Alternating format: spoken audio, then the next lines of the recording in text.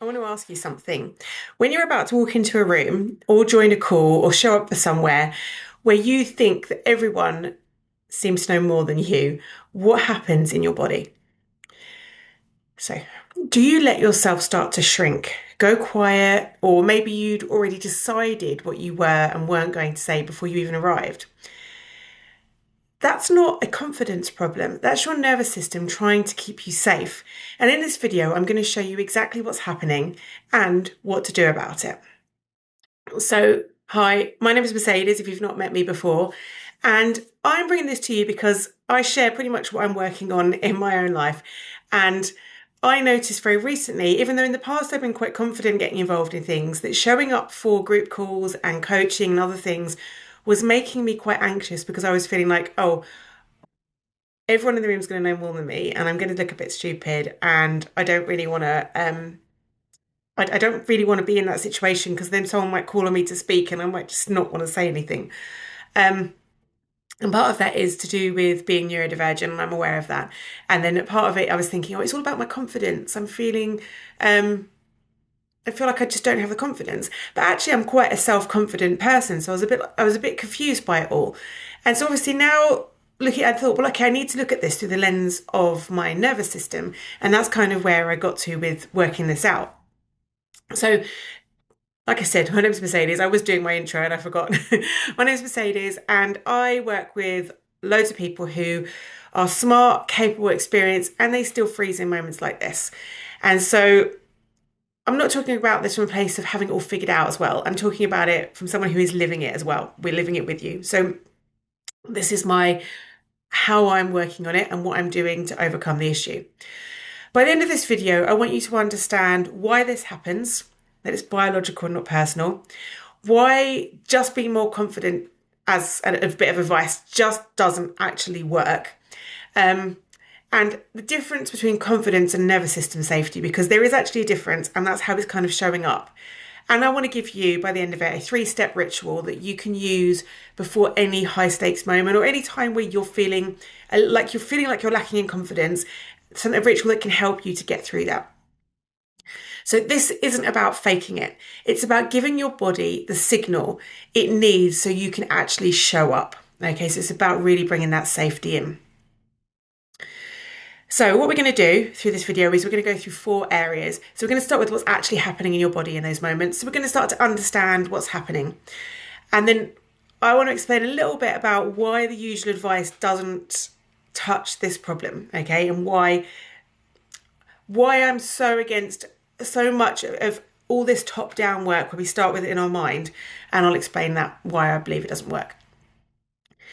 And then we'll talk a little bit about the difference between confidence and safety, so we can kind of look at that as well. And then I'm going to give you a threshold ritual, which is a 3-step body first practice to help you get into the state where you can actually move forward in those circumstances. So, what is actually happening in your body? So when we go into a situation like this, where we're in a social situation, your nervous system basically does a social threat appraisal before you've even arrived. So before you even get there, your nervous system is appraising the threat that it's under. And so what you want to look at is you've got the polyvagal theory, you've got like a ladder basically you go up. When you're most depressed and down and collapsed at the bottom, all the way up, and you go up through the fight or flight, and then you get up to essentially the calm, the open and connected would be the best way to describe it. So what happens is when we're doing that appraisal, our nervous system is seeing this situation as kind of like down. You might not necessarily be in the full collapse, so you want to approach it, you want to do it, but there's a little bit too much fight or flight sympathetic activation going on, so you don't feel like you can be open and connected. And it's a really biological process. So it's so common for us to kind of view this as there's something wrong with me. Why am I feeling nervous about this? Why is this bringing anxiety up for me? But actually, when you think this is biological, your system is doing its job. Your nervous system is designed to protect you. So your nervous system is bringing this anxiety around this situation because it actually wants to protect you and keep you safe. And if we go back to caveman days, going into a new social environment with new people could mean death. It could mean being completely excluded and then having to fend for yourself, which ultimately meant death. And so in caveman days, it was a bit of a life or death situation going into a new social environment. And we have kind of kept that pattern. So when we're going into a new social environment and we're not 100% confident with the people that we're talking with, then we are essentially re-triggering that caveman days. Oh, this is a life or death situation, so I need to get it right. So the problem really isn't that you've got anxiety. It's your system has the wrong information. So your system is perceiving something as a much bigger threat than it actually is, because the worst case scenario nowadays is you just you don't really get on with people, and you move on and find something else to do. It's really not like there's no real threat, but we're still perceiving it as that threat. And it's something that it's happening for me at the moment. And part of that is because what I'm doing at the moment is I'm trying to step up a level. I'm trying to step into rooms with people who I feel are a bit above me. And I'm kind of getting outside of my comfort zone. And my nervous system doesn't like that change. It doesn't like that threat to it because it's new, it's different, it's taking it up a level. So my nervous system's like, this is a bit scary.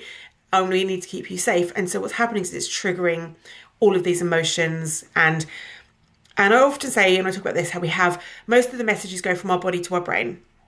So what happens is our nervous system, but there is something that goes down. So the brain knows something new is happening. It sends that message to the body and the body goes, whew, nope.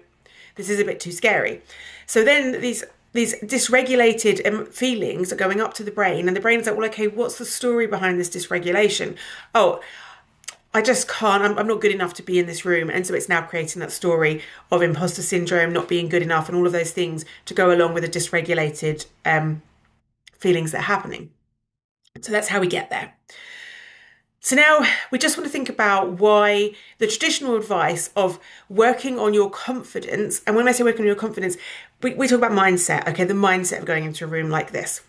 So someone will say you need to just develop more confidence using your mindset, which when you're dysregulated, it's a really hard thing to do because confidence is essentially a thought and it lives in your brain. Now, when you're dysregulated, the prefrontal cortex, so the bit that does the reasoning and the thinking and the mapping out, that bit goes offline. So we're dysregulated, and then we're asking the bit that's gone offline to sort the problem out. Well, do you know, it just doesn't work because it's not mapping up. And so what you can't do is then think yourself into being in a more confident state, which is why if you just say, I am full of confidence, I am full of confidence, I am full of confidence, but inside you're like a washing machine and everything, your body is like setting off solar flares, then all of those words you're saying, they're just words, it's just noise coming out of your mouth. So what you actually need, rather than more belief in yourself, because actually you may still have confidence in yourself, but you've got this dysregulation going on, is you need to calm that dysregulation first, and then you can assess if you need more mental confidence. So this is now how we can get into the difference between what is confidence and what is safety. And when we start to understand this and the real fundamental difference to it, we can then work from the basis that we need to work from and actually have the success that we need. So confidence is, I know I'm good enough. That's a belief, right? That happens in the brain. So our beliefs happen in our mind and our brain. And yes, they are controllable and we can change them. But here is the truth of the matter. If we want to change that belief in our brain, we need to be safe enough in our bodies to start doing the work in our brain. Because if our body is dysregulated, the minute we start trying to do that, one, our prefrontal cortex is offline, like I said already, but also because our body feels dysregulated as we're saying those confidence words, like I know I'm good enough, we associate those confident words with the dysregulated feeling. And so actually what we're doing is we're reinforcing the fact that we don't believe that belief. So when we're safe, my body believes it's okay to be here right now.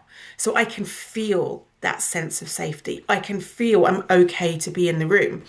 So I'm not thinking it, I'm feeling it. And that's the biggest difference. So you can have all the confidence in the world intellectually. You can really know what's going on and you can still freeze. And that's why you'll see people who appear really confident, but they will maybe suffer from stage fright, or they'll have experiences of real anxiety around performing or meeting people or anything, or social anxiety. And it's because their body hasn't caught up and their body hasn't learned to be safe. And so they're working two systems, not together. So this isn't about being broken. This is about, and it's not about lacking confidence either. It's just about having a dysregulated nervous system that is perceiving doing something new as enough of a threat that it's dysregulating you. And that is actually fixable. I don't like the word fix. I said fix, but I don't like that word, because we're not broken. It's something that we can work with, and it's something that we can understand and that we can calm. So we can calm that dysregulation to allow that true confidence to come through, because we will have that inner confidence within us. And often when we're chasing confidence, what we don't realize is that actually what we really need is safety, and the confidence will come through anyway. So what I want to do now is, now you kind of have a good understanding of like the difference between confidence and safety, and why we need safety rather than confidence a lot more. I just want to give you a ritual that you can use. And this might be shortly before showing up somewhere, or if you're thinking about going somewhere, that you can use this. Because often when we're about to do something, so I find this often, I plan to go on calls, and then it gets to like a few minutes and I find a reason not to. And that's because I'm dysregulated. So when we get to that point briefly before the moment, this is when we need to really work on that regulation, and that's going to bring us back down. Because if we try and go straight into something, there's no transition from our everyday life into an exposing situation. And so we're not having that bridge. And so what we want to do is build a ritual that gives our body that bridge. So we go from what's comfortable, what we know, what's everyday, into something new and something challenging. Okay. And this signals to our body that we're going into something different intentionally. And so we have safety around it. So what I'd like you to do with this is just place your feet flat on the floor with me. So feel the ground holding you. Okay, so feel that sensation. Feel the weight of your feet on the floor. Feel how your feet are being held. So you're not floating, you're held. And just allow yourself to really feel that. And now we're going to do some extended exhales, because when we extend the exhale, we signal to the body that we're safe. So we're going to inhale slowly and exhale slowly through the mouth.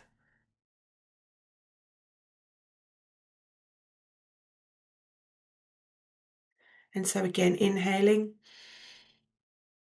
and exhaling for longer than we inhale, activating the vagal brake, physically calming our nervous systems. And again, inhaling and exhaling for longer than we inhale.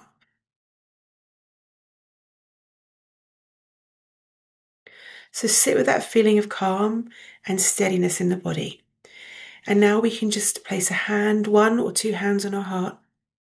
And we can either say out loud or in our minds, I'm here to learn, not to perform. Or it might be, I'm here to connect, not to perform. Whatever feels the right words to you. Now, no, this isn't an affirmation. This is a nervous system instruction. So it shifts you from the threat mode into the curiosity mode. And when you feel safe enough, you don't disappear. You actually show up. Okay. So if this resonated with you, and if you've recognized yourself in any of this, please give it a like and subscribe. It helps me reach more people who need to hear this.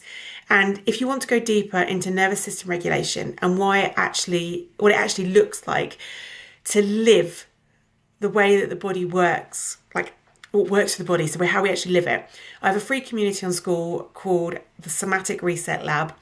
And I'd love to have you join me. The link is in the description, and I'd love to see you on the inside.